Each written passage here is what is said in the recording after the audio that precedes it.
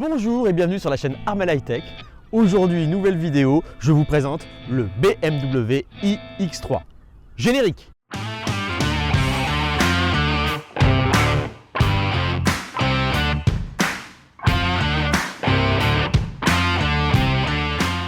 Aujourd'hui, je continue la série de vidéos sur les SUV. Après le Volkswagen ID.4, je vous présente le BMW iX3 que la concession Latitude Automobile de Lorient m'a mise à disposition pour le week-end. J'ai déjà pu tourner hier l'essai routier, vidéo qui suivra celle-ci, et aujourd'hui nous allons faire ensemble le tour de la voiture, intérieur, extérieur, configuration, multimédia, application, et puis bien sûr aborder les tarifs. Et donc dans cette deuxième vidéo qui suivra, vous pourrez voir son comportement routier, son confort, ses équipements, le fonctionnement de la conduite autonome à la BMW. On commence tout de suite par la partie extérieure. Voilà, on attaque cette deuxième partie ensemble pour aborder un petit peu l'extérieur de ce BMW iX3. Alors, tous les BMW de la électrique vont avoir un petit peu ce type d'identification extérieure. On va retrouver un petit peu ce liseré bleu un petit peu partout dans la voiture, que ce soit sur le pommeau de levier de vitesse, de sélecteur de vitesse, sur le blason, mais on va retrouver aussi des petites notes, comme ici sur le côté avec cette indication I. Bon, bien sûr, les stickers ne sont pas de série, évidemment. On va retrouver à la fois sur les jantes le logo bleu à l'arrière et cette indication iX3. Globalement, il n'y a que ça qui le différencie de son frère thermique, le X3. Une autre nouveauté sur le iX3, c'est sa garde au sol. En effet, le iX3, afin de pouvoir mettre sous le plancher les batteries du véhicule d'une contenance de 73,9, donc 74 kWh utile, la garde au sol est rabaissée de 10 cm, ce qui va lui donner un look plus SUV, moins 4x4 haut perché. Et moi je trouve que ça va pouvoir aligner un petit peu la ligne globale du véhicule. Alors je vais utiliser un petit peu mon pense-bête pour vous donner un petit peu les caractéristiques de ce véhicule. Donc c'est un véhicule d'une puissance de 286 chevaux. Moteur arrière, donc en propulsion. Il a une batterie utile de 74 kW et une autonomie annoncée en cycle WLTP de 460 km pour une consommation moyenne de 18,5 kW. Il est équipé de chargeurs à 11 kW en courant alternatif et de 150 kW en courant continu, ce qui lui donne un avantage par rapport à un de ses concurrents, le Volkswagen ID.4, qui est limité à 125 kW pour une puissance utile de 76 kWh. Ce véhicule a des dimensions de 4,73 m de long, 1,89 m de large et 1,66 m, 1668 mm, donc 1,67 m de hauteur, ce qui lui donne un gabarit presque équivalent au modèle Y, car si je reprends les caractéristiques du modèle Y, le modèle Y fait 4,75 m de long, pour une largeur de 2,12 m et une hauteur de 1,62 m. Donc le modèle Y est même plus large que le iX. Pour le modèle Y va peser 1 tonne 850 et ce joli petit bébé fait 2 tonnes 125. Donc voici pour la présentation extérieure. C'est un véhicule qui est une électrification du modèle X3 thermique et on va voir ensemble maintenant sur l'intérieur et sur les équipements les différences, les nouveautés et ses caractéristiques de modèle électrique. Allez, on se retrouve tout de suite à l'intérieur.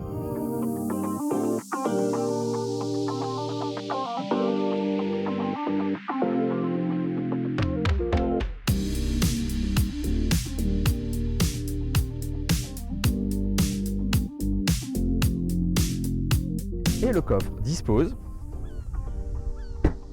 de l'ouverture au pied. Équipement que l'on aimerait bien tous avoir sur nos modèles Tesla. Voilà, le coffre dispose d'un volume de 510 litres, 40 litres de moins que son frère thermique, le X3, car afin de caser les batteries, le double fond a été condamné. Il nous reste ce bac pour pouvoir ranger les câbles et qui est globalement quand même assez profond parce qu'on a la trousse de secours, on a le câble T2, T2, les outils, le connecteur et ici en dessous on a la trousse de secours. Donc franchement le coffre est quand même assez pratique. Par rapport à l'ID4, vous voyez ici, il dispose d'une commande pour abattre les sièges. C'est quand même plutôt pratique. On peut enlever donc le cache-bagages. Nous disposons dans le coffre d'une prise 12 volts et ici d'un petit accessoire sympa pour pouvoir suspendre un sac. Pas besoin d'acheter un accessoire à la Tesla pour pouvoir accrocher les sacs. Voilà pour le coffre et donc une commande électrique pour le refermer. Nous allons donc passer à l'arrière du véhicule. Donc véhicule 5 places. Vous voyez que nous avons un intérieur très généreux avec une grande luminosité apportée par ce toit vitré et ouvrant, avec un espace aux jambes suffisant mais inférieur à ce que l'on peut avoir dans une ID3, ID4, voire même la Model 3 ou le Ioniq 5, car nous sommes sur une conception de châssis thermique et donc avec un empattement qui ne bénéficie pas des caractéristiques des électriques. Nous retrouvons aussi également, vous voyez, ce tunnel central, voilà, qui est repris des X3 thermiques. À l'arrière, nous disposons donc d'une clim 3 zones avec commande à l'arrière pour la gestion de la clim, des aérateurs. Et nous avons ici 2 prises USB-C pour les passagers. À l'arrière des sièges, voilà, une protection plastique et un filet pour ranger les éléments. Si on regarde les contreportes, nous avons vraiment un habillage qui est parfait. Nous ne voyons pas du tout apparaître la carrosserie. Nous avons des inserts en aluminium véritable avec le X intégré. Franchement, la qualité perçue, la qualité intérieure est vraiment digne d'une premium. On est vraiment chez BMW. Ici, nous avons des fixations pour le rail de toit. Voilà. Globalement, la finition intérieure est vraiment superbe. Regardez-moi ce tableau de bord avec un cuir, un revêtement plastique moussé avec surpiqûre, des inserts aluminium un peu partout, que ce soit sur le volant, les contreports, tout le tableau de bord. Et si vous regardez ici, au niveau de l'espace aux jambes, voilà, je mesure 1m69, le siège avant est réglé pour moi, je dispose d'un espace aux jambes suffisant. On est vraiment confortable avec une assise assez haut, on est très bien. Bien sûr, ici nous avons la 5e place, mais comme d'habitude, voilà, on est beaucoup plus sur une 4 places et une 5e place, soit pour un enfant, soit pour du dépannage. Sur des grands trajets, on va avoir un dossier assez ferme. Allez, on passe tout de suite à l'avant du véhicule. Donc nous voilà à l'intérieur du BMW iX3 et vous voyez en termes de finition, on est toujours sur cette finition avec ces inserts aluminium sur les contreportes, sur le tableau de bord du plus bel effet. Et ça ne sonne pas comme du toc. Alors sur la console centrale, on va retrouver du piano black. Voilà, bon, je suis pas grand fan du piano black, ça prend énormément la trace de doigts et la poussière. Bon, j'espère que c'est une mode qui va passer chez les différents constructeurs. Sur le contreporte côté conducteur, donc ici nous avons la gestion des préenregistrements des profils pour les réglages des sièges électriques, car nous avons les sièges électriques passagers et conducteurs. Ici nous retrouvons les commandes de vitres électriques et de réglage du rétroviseur. Ici les commandes de phare et de réglage des phares. Nous avons sur le vent toute cette partie là qui est dédiée à la gestion de l'autopilote et ici la gestion du multimédia. On verra ça un peu plus en détail sur l'essai routier. Et sur le tableau de bord, nous avons donc l'écran central pour le multimédia, les bus de ventilation, les pré-réglages de radio et ici la gestion de la clim. Sur la console centrale, nous avons un espace qui peut se fermer avec ici un chargeur à induction, une prise USB-A, un petit rangement pour les pièces, ici 2 porte-gobelets et une prise 12 volts, le sélecteur de vitesse avec position recul, neutre, drive et frein régénératif et ici le bouton parking. Des connexions USB, les pré-réglages Sport, Confort et Pro, la commande de la gestion des avertisseurs parking et de la caméra, le frein à main, le bouton auto hold et ici le panneau de contrôle multimédia. En effet, ce panneau est très pratique, vous voyez, il tombe vraiment sous la main droite. Pourquoi? Parce que si je me mets bien au fond, vous voyez que l'écran est un petit peu loin, il va falloir que je me penche pour pouvoir accéder à l'écran tactile. Et au final, au quotidien, ce pavé de gestion est très pratique. Vous avez ici un joystick, vous pouvez tourner, des boutons de commande pour revenir au menu, etc. C'est franchement très pratique. J'avais déjà ça sur mes anciennes BMW et franchement, je pense que c'est presque même plus pratique que la gestion d'un écran tactile, même si on s'y habitue, notamment sur la Tesla. Ici, nous avons une boîte à gants assez profonde. Voilà un petit peu pour l'espace intérieur. Donc comme vous voyez, on a, je vous le disais, hein, on a un plastique moussé du plus bel effet avec de très belles surpiqûres. Non, franchement, la qualité d'assemblage, on est vraiment sur du premium. On est chez BM. Sur le plafonnier, donc bouton SOS, les lumières de plafonnier. Et nous avons donc un superbe vitré et surtout ouvrant. Voilà.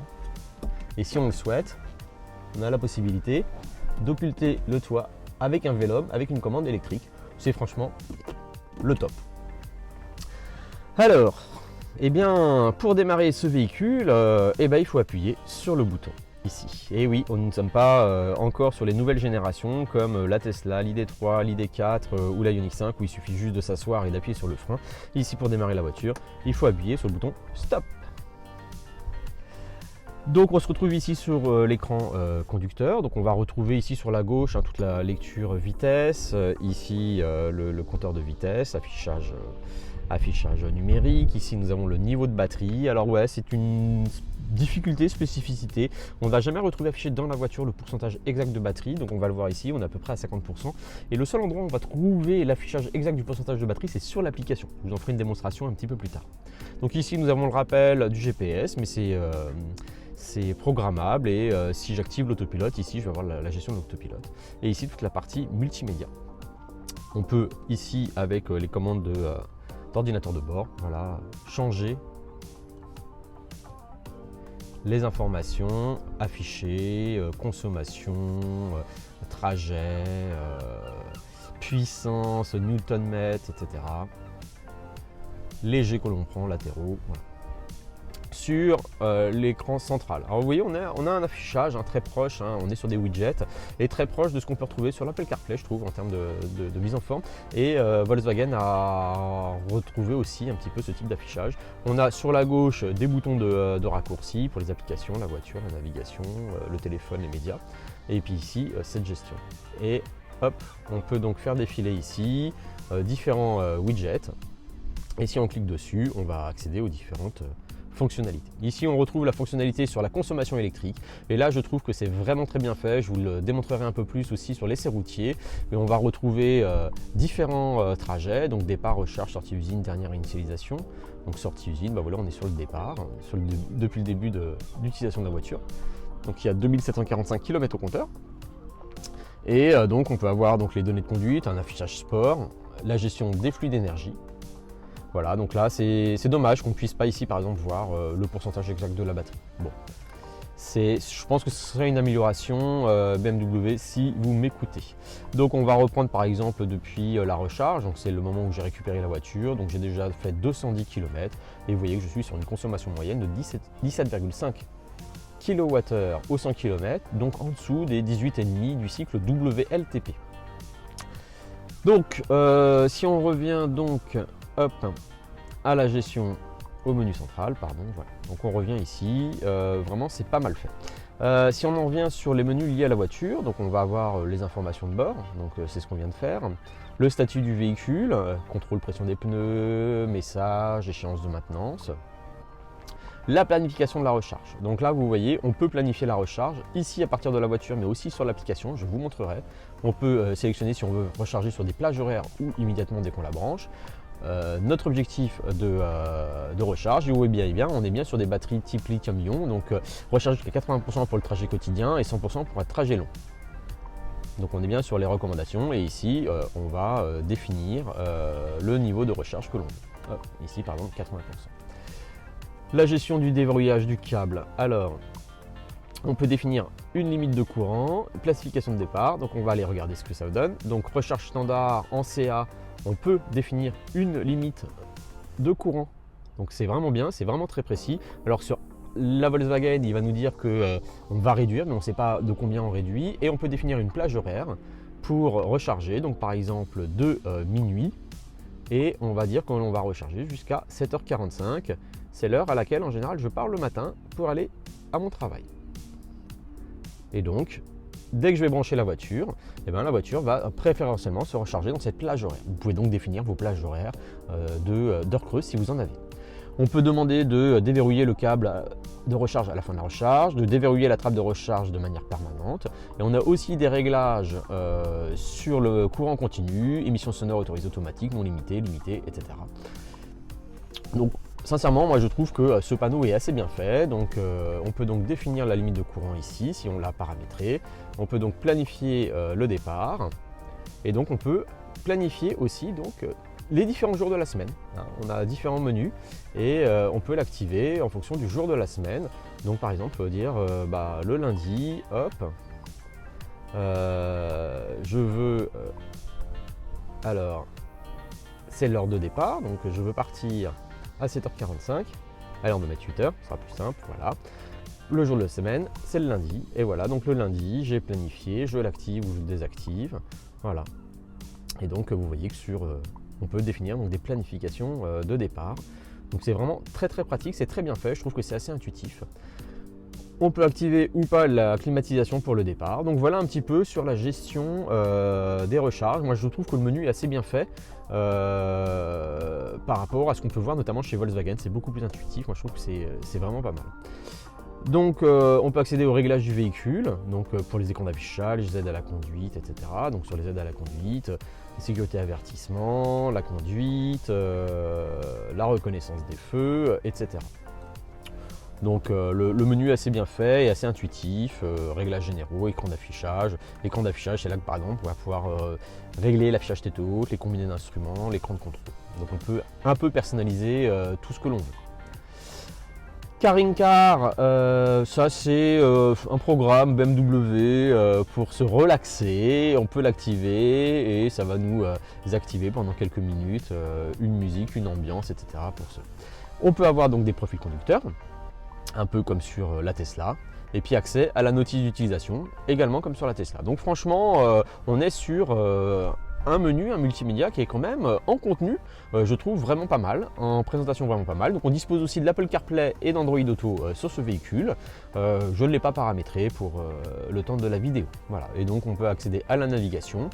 Comme vous voyez, bon, l'affichage, on est sur de la navigation, je dirais à l'ancienne, mais qu'on retrouve dans tous les navigateurs de voitures automobiles. On peut préférer donc utiliser l'Apple CarPlay ou l'Android Auto pour utiliser Waze et compagnie, si vous préférez d'autres types de navigateurs. Moi, je l'ai testé, globalement, il est assez efficace. Au niveau communication, on peut apparaître son téléphone, récupérer ses contacts, et au niveau du média, voilà, système, soit prendre à partir de mon téléphone ou autre. Mais là je l'ai déconnecté pour le Bluetooth pour le temps de la vidéo. Voilà un petit peu sur l'ensemble multimédia. On va se retrouver après je vais vous montrer un petit peu l'application BMW. En comparaison de ce qu'on peut avoir notamment sur Volkswagen ou voire même Tesla, voir un petit peu ce qu'on peut faire avec cette application. Voilà, on se retrouve devant l'application My BMW. Et vous voyez que cette application est globalement assez détaillée. Alors on va retrouver différents menus, donc on va avoir le statut du véhicule. Donc comme je vous disais, il n'y a que dans l'application qu'on va retrouver le niveau de charge. Donc ici on est à 49%. Sur les autres menus dans la voiture, on ne va pas trouver le pourcentage de charge exact du véhicule. Donc avec 180 km d'autonomie. Comme vous voyez, on peut verrouiller la voiture, la déverrouiller, allumer les phares, faire des appels de phare si on veut, on peut déployer le klaxon ou démarrer la climatisation si on le souhaite à distance. Donc ici, verrouiller, déverrouiller le véhicule, on peut voir les messages de contrôle et on peut accéder au service. Donc les révisions et entretiens qui sont à faire sur le véhicule. On a le localisateur de véhicule, donc là il va me localiser où je suis. Vous voyez qu'il y a les deux positions, il y a moi-même et le véhicule, donc exactement comme sur la Tesla, alors que chez Volkswagen, sur l'applicatif, on va se localiser soi-même et on ne va pas localiser le véhicule. Caméra distante, donc on peut accéder à la caméra à distance. Bon, moi je ne l'ai pas actualisé, mais on peut y accéder à ce service. On peut ici programmer le BMW Digital Key, donc on peut utiliser notre voiture comme clé. En effet, BMW est le premier à avoir déployé avec Apple, et donc ça ne va marcher qu'avec Apple, qu'avec des iPhones, de pouvoir utiliser son iPhone comme clé. Et on peut accéder à l'historique à distance. Pour la recharge, on peut trouver donc trouver une solution de charge à distance. Donc vous allez voir ici, il va nous localiser les chargeurs. On peut mettre des filtres, par exemple, voir que les charges rapides, etc. Donc c'est vraiment pas mal, moi je trouve. On revient et ici, comme vous voyez, on peut donc programmer, recharger immédiatement, pré-climatiser pour le départ, régler le minuteur de départ, etc. Donc comme dans le véhicule, là, vous voyez, hein, ici j'avais programmé le lundi, et ben, vous voyez que sur l'applicatif on retrouve ce paramétrage, cette programmation. Donc voilà un petit peu pour cette application. Donc on peut accéder donc à la carte, la position et puis trouver des points de recharge. Un accès sur Explore BMW et compagnie pour avoir des informations. Et puis ici, le profil de l'utilisateur. Donc voilà, moi je trouve que cette application est plutôt pas mal, plus détaillée. Je vais vous montrer ce que ça donne pour l'ID3 par exemple. WeConnect ID. Et vous voyez que sur notre application Volkswagen, que je vous l'avais déjà montré sur une autre vidéo, je vais retrouver mon état de charge, mon autonomie, je peux activer la climatisation. J'ai donc le niveau de charge, je peux démarrer la charge, démarrer la climatisation, prévoir une heure de départ. Je peux me localiser, mais pas localiser la voiture, et accéder au compte. Voilà, donc il y a beaucoup moins de fonctionnalités, alors que si je vais sur l'application Tesla, vous allez voir, la voiture elle a été en veille, la gestion de la clé, la climatisation, ouvrir le coffre avant, déverrouiller la voiture, ventiler, clignoter, klaxonner, démarrer, coffre avant après, mode voiturier, mode sentinelle.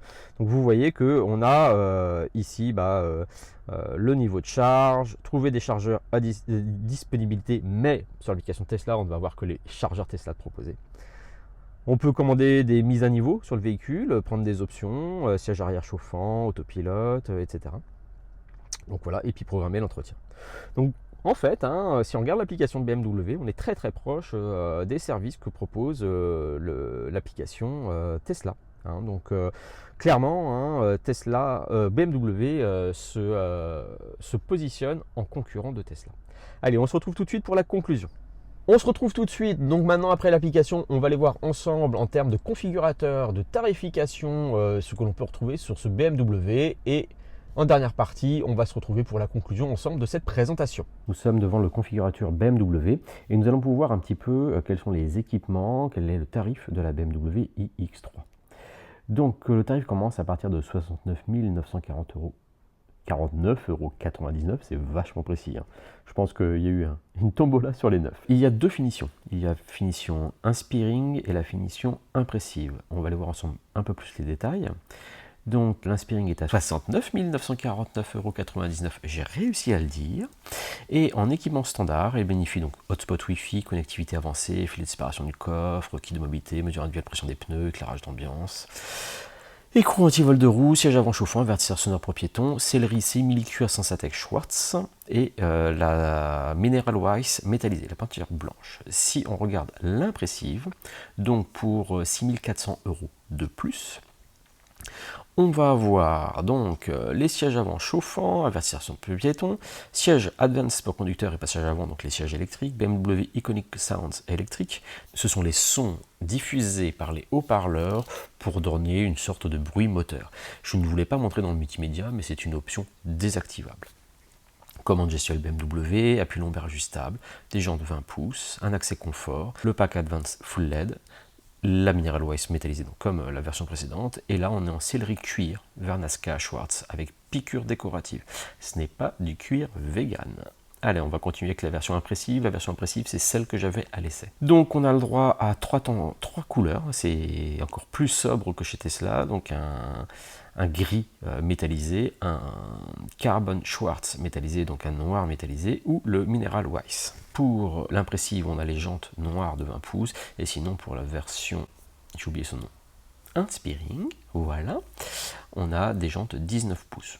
Moi j'aime bien les deux en fait, je sais pas vous. On a le droit à 3 types de cuir, et vous regardez, tout ça c'est à 0 €, donc c'est compris. Les inserts décoratifs noir brillant, Et sinon, bah là, on a une petite option pour les inserts décoratifs aluminium à 160 €. Je vérifie, on a bien sélectionné l'impressif, c'est ça. Donc, première option que je trouve payante, les inserts décoratifs aluminium. Très très joli, franchement, moi je le recommande, c'est vraiment sympa. En pack d'équipement, donc on a l'Advance Full LED, hein, les feux de croisement, les feux de route, les clignotants, lumière claire, proche, etc. Voilà, toute l'animation LED des phares. Et derrière, eh ben, on a les rails de toit noir, la suppression d'éléments de design. Hop, deuxième option payante, vitrage calorifuge pour 500 €. Ça peut être pratique. Et si on regarde toutes les autres options, hop, on va aller voir, on va aller demander les options qui sont disponibles pour la configuration. Et si on fait le défilé, qu'est-ce qui se passe? On a tout et tout est gratuit. Ah, attelage de remorque, 1150 €, voilà. Et le Drive Record, c'est un mode Sentinelle. Donc voilà, on a un mode Sentinelle sur le BMW iX3, c'est une option à 250 €. Remise contrat BMW Sermi incluse 360 €. Et après, c'est les notions de garantie. Donc en fait, on a très très peu d'options, hein. On n'en a que 3 ou 4 avec le crochet d'attelage payante. Le tarif va de 70 000 à 77 000 €, un petit peu plus si on prend le crochet attelage, mais il n'y a quasiment aucune option. Pourquoi ? L'usine n'est pas fabriquée en Allemagne comme d'habitude, mais en Chine, et ce serait trop compliqué pour BMW de faire des voitures à la carte pour un volume de diffusion plus modéré que ce qu'ils peuvent avoir sur leur usine en Allemagne. Voilà au niveau des tarifications. Alors, en conclusion, ce BMW iX3 est clairement un véhicule premium. On le voit au niveau du tarif, hein, allant de 69 000 € à 75 000 - 76 000 €. Ici, Latitude Automobile Lorient m'a mis à disposition la version haut de gamme. Donc j'ai accès à l'ensemble des équipements. On va voir ensemble sur les serres routiers toutes les parties consommation et aide à la conduite.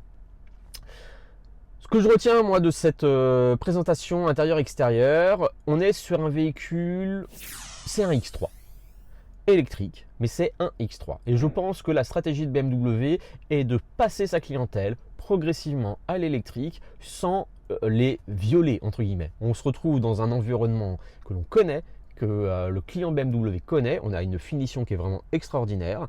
On a une ergonomie qui est pensée depuis longtemps par BMW et notamment ses commandes, je trouve, sur la console centrale qui sont vraiment bien, même si ça grève la partie rangement. C'est vrai que dans la Tesla Model 3, notamment le Model Y, on va avoir beaucoup de rangement dans la console centrale parce qu'on n'a pas de sélecteur de vitesse, on n'a pas toutes ces commandes électroniques sur la console centrale, ce qui permet d'avoir plus de rangement. Mais là, globalement, en termes d'ergonomie, c'est vraiment très efficace. Les écrans, voilà, on n'est pas sur des écrans géants. On reste sur les écrans de la gamme actuelle BMW, mais les nouveaux terminaux, les nouveaux écrans arrivent à la fin de l'année avec le iX, et là ça va quand même un petit peu révolutionner les choses. Moi je suis très impatient de voir ce que ça va donner en termes de présentation, parce que finalement en termes de technique, de technologie, on retrouve quasiment tout ce qu'on a sur la Tesla, c'est juste l'ergonomie qui est un petit peu différente, et globalement moi je trouve que ça marche bien. Voilà, donc on est sur un véhicule premium, plus cher, positionné plus cher que le modèle Y, mais en termes de prestations, de finition ou autre, on est quand même sur des véhicules assez comparables. Voilà, bah écoutez, on se retrouve tout de suite pour les serres routiers. Bonne fin de journée et à bientôt sur la chaîne Armel High Tech.